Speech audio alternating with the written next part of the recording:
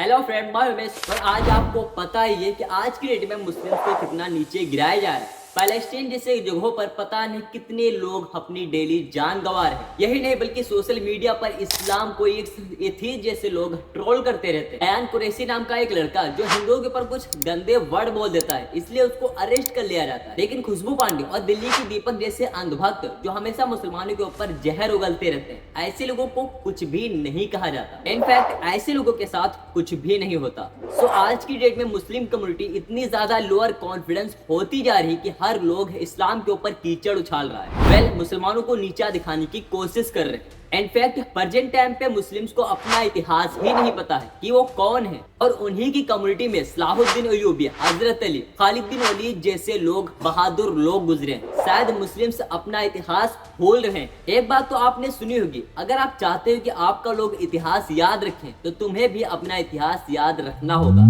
तो आज की इस कंप्लीट वीडियो में आप खालिद बिन वलीद, जिन्हें अल्लाह की तलवार भी कहा जाता था, उनकी फुल पैकअप स्टोरी आप इस वीडियो में आज देखोगे।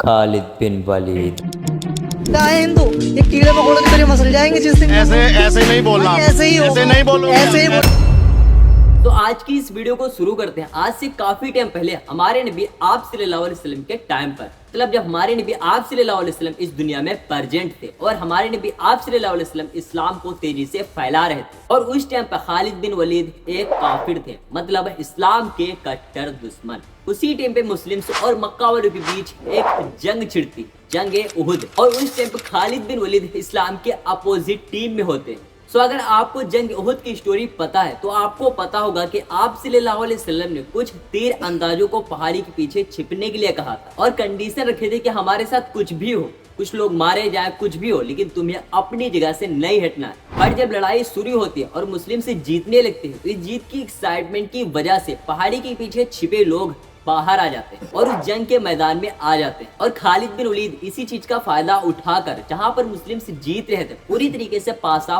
पलट देते, और खालिद बिन वलीद अपनी फौज के साथ पहाड़ी के पीछे से जाकर मुसलमानों को चारों तरफ से घेर कर मुसलमानों को हरा देते, और इस जंग को मक्का वाले जीत लेते हैं और मुस्लिम इस जंग उहुद को हार जाते हैं। और दुश्मन इस जंग को बस इसलिए जीत पाते हैं क्योंकि उनके जंग में खालिद बिन वलीद। इस जंग के बाद खालिद बिन वलीद बहुत ज्यादा अपसेट रहने लगे। मुस्लिम्स इतने कम होते हुए भी इतने ज्यादा कॉन्फिडेंस के साथ लड़ाई करते हैं। इतने ज्यादा कॉन्फिडेंस आखिर क्यों रहते हैं? क्या सच में आप सल्लल्लाहु अलैहि वसल्लम अल्लाह के नबी हैं? ऐसे बहुत सारे सवाल खालिद बिन वलीद के माइंड में घूम रहे थे। तभी इनके बड़े भाई का लेटर इनके पास आता है, और इस लेटर में लिखा हुआ होता है, ये खालिद तुम कहो, तुम्हारे बारे में आप सल्लल्लाहु अलैहि वसल्लम हमसे पूछ रहे थे। और साथ ही उसमें लिखा हुआ होता है कि मैं चाहता हूं कि तुम इस अंधेरी दुनिया को छोड़कर इस्लाम को कबूल कर लो और तुम इस्लाम की तरफ आ जाओ। अब इस खत को पढ़ते ही खालिद बिन वलीद के ऊपर इतना बुरा असर पड़ता है कि वो अपने परिवार से हटकर आप सल्लल्लाहु अलैहि वसल्लम के पास जाकर इस्लाम को एक्सेप्ट करते हैं। एंड यही से खालिद बिन वलीद इस्लाम के अंदर इंटर हो जाते हैं। मतलब ये खालिद बिन वलीद अब मुस्लिम थे। इस्लाम धीरे धीरे फल फूल रहा था, हर जगह तेजी से फैल रहा था, लेकिन अभी तक रोमन एम्पायर के अंदर इस्लाम इंटर नहीं हुआ था। इसलिए आप सल्लल्लाहु अलैहि वसल्लम एक एम्बेसडर को रोमन एम्पायर में इंटर करते हैं, मतलब भेजते हैं, जिससे वहां भी इस्लाम इंटर हो सके। इनफैक्ट ऐसा बिल्कुल नहीं हुआ, बल्कि इसका उल्टा हुआ। जो एम्बेसडर को आप सल्लल्लाहु अलैहि वसल्लम ने रोमन एम्पायर की तरफ भेजा था, उसे गस्सानी किंगडम के लोग बहुत ही बुरी तरीके से कत्ल कर देते हैं, और ये गस्सानी किंगडम रोमन एम्पायर का ही एक स्टेट है। जब यह बात आप सल्लल्लाहु अलैहि वसल्लम को पता चलती है तो 3000 से प्लस की फौज जमा करते हैं, और यह फौज मुसलमानों की अभी तक की सबसे बड़ी फौज थी, क्योंकि इससे पहले भी जंग बदर जैसे जंग हुई, लेकिन उसमें इतने ज्यादा लोग नहीं थे, और सारे सहाबी तैयार हो चुके थे इस जंग को करने के लिए। जब ये बात रोमन एम्पायर को पता चली कि मुस्लिम्स हमसे लड़ने के लिए आ रहे 3000 की फौज लेके, तो रोमन एम्पायर मुस्लिम्स का मजाक उड़ाने लगे। मुसलमानों में जो काफिला लड़ाई करने के लिए निकाला गया, उसका जनरल थे जैद बिन हरिथा रज़ियल्लाहु तआला अन्हु को बनाया गया, और कहा जंग के दौरान अगर ये शहीद हो जाते हैं तो इनके बाद जफर मीर अबू तालिब बनेंगे, और कहा अगर ये भी शहीद हो जाए तो तुम्हारा अगला जनरल अब्दुल्ला बिन रवाना होगा, और कहा अगर ये भी शहीद हो जाए तो उस टाइम अपने हिसाब से किसी एक को जनरल बना लेना। मुस्लिम्स जहां पर लड़ाई होनी थी वहां पर ना पहुंचकर बल्कि दूसरी जगह पर जहां पर दोनों साइड पहाड़ी थी और एक साइड खुला हुआ था वहां पर मुस्लिम्स पहुंचते हैं। अब इस पहाड़ी का सीधा ये फायदा था, अगर ये पहाड़ी दोनों तरफ ना होती तो 2 लाख रोमन अंपायर के लोग मुसलमानों को चारों तरफ से घेर कर खत्म कर देते। लेकिन इन दोनों तरफ पहाड़ी होने की वजह से रोमन अंपायर मुसलमानों के ऊपर ज्यादा हावी नहीं हो सकते और जंग शुरू होती। जैद बिन हरिथा झंडे को फहराते और जमकर मुकाबला करते हैं रोमन एम्पायर से,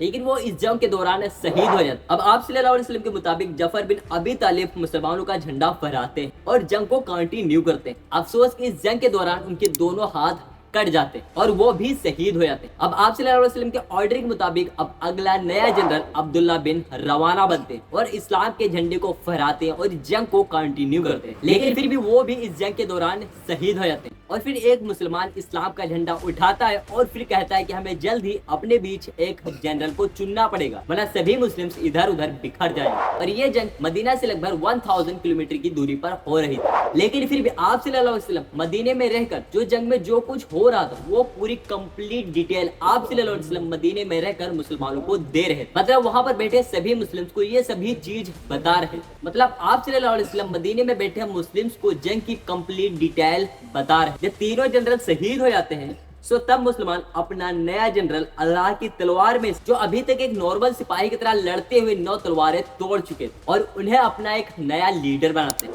खालिद बिन वलीद। अब खालिद बिन वलीद को अच्छे से पता था कि हम मुसलमान इस रोमन अम्पायर को इतने ज्यादा लोगों को हरा नहीं सकते और हम पीछे भी नहीं हट सकते। अगर हम पीछे हटते तो ये रोमन्स के लोग हम मुसलमानों को कमजोर समझकर मदीने के ऊपर भी हमला कर सकते। अब मुसलमानों को कुछ ऐसा करना था कि मुसलमान पीछे भी हट जाएं और रोमन अम्पायर मुसलमानों को कमजोर भी न समझे। और उस रात को खालिद बिन वलीद अपनी फौज को राइट टू लेफ्ट और जो आगे थे उनको पीछे करके रिप्लेस कर। अगले दिन जब जंग स्टार्ट होती तो पहाड़ों की तरफ से धुआं उड़ने लगता है और ड्रम्स की आवाजें आने लगती। अब रोमन अंपायर को ऐसा लगने लगा कि मुसलमानों की एक बहुत बड़ी फौज यहाँ पर मदीने से आ रही। इधर यही चीज का फायदा उठाकर मुसलमान बहुत ही डीप ब्लाइंड तरीके से पीछे हटते। अब मुसलमानों को पीछा हटता देखकर रोमन अंपायर के लोग सोचते हैं कि ये मुसलमान चाहते हैं कि हम इनका पीछा करें और जो मुस्लिम्स की फौज आ रही है वो लोग सभी लोग मिलकर हमारी फौज को खत्म करते और ये मुस्लिम्स हमारे साथ एक बहुत बड़ा गेम खेल रहे। यही सब सोचकर रोमन एम्पायर्स के लोग मुसलमानों का पीछा नहीं करते और मुसलमान मदीना फिर से लौट जाते। अब मदीने में मौजूद मुसलमान